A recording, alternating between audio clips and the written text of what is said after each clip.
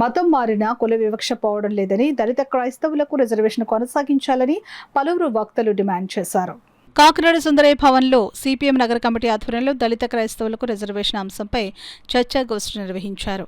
CPM నగర committee సభ్యుడు K Satyaraju అధ్యక్షత వహించిన ఈ చర్చాగోష్ఠిలో ప్రముఖ వైద్యులు డాక్టర్ భానుమతి, డాక్టర్ రాముడు, ప్రముఖ న్యాయవాది సయ్యద్ సలార్, ఫ్రీలాన్స్ జర్నలిస్టు మలసాని శ్రీనివాస్, దళిత సంఘాల నాయకులు ఐతాబతుల రామేశ్వరరావు, వైఆర్ రాజేంద్ర కుమార్, మోతా కృష్ణమూర్తి, పిల్లి రామారావు, టి నూకరాజు, సిఐటియు జిల్లా అధ్యక్షులు దువ్వశేష్ బాబ్జీ, జేవీవి జిల్లా అధ్యక్షుడు కేఎంఎంఆర్ ప్రసాద్, ఎస్ఎఫ్ఐ నాయకుడు ఎం సంజయ్, రవి, పావని మూర్తిలు తదితరులు పాల్గొన్నారు.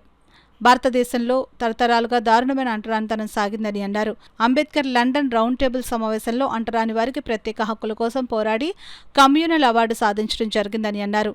స్వాతంత్రానంతరం భారత రాజ్యాంగంలో అణగారిన వర్గాలకు విద్యా ఉద్యోగాల రిజర్వేషన్ కల్పించడం వల్ల కొంతవరకు మేలు జరిగిందని అన్నారు. రాజ్యాంగం ఆర్టికల్ 25 ద్వారా మత స్వేచ్ఛ కల్పించారని, ఎవరైనా మతం మారినా వారి సామాజిక హోదా మారడం లేదని అన్నారు. దళితులు ముస్లిం, సిక్కు, బౌద్ధంలోకి మారినా ఎస్సీలుగానే పరిగణించబడుతున్నారని గమనించాలని అన్నారు.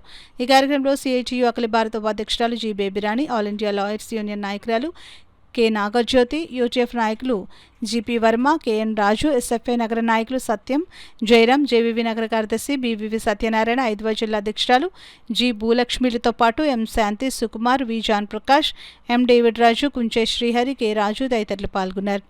కార్యక్రమానికి సిపిఎం నగర కన్వీనర్ పలువెల వీరబాబు ఆహ్వానం పలుకగా, నగర కమిటీ సభ్యుడు మలకా వెంకటరమణ వందన సమర్పణ చేశారు.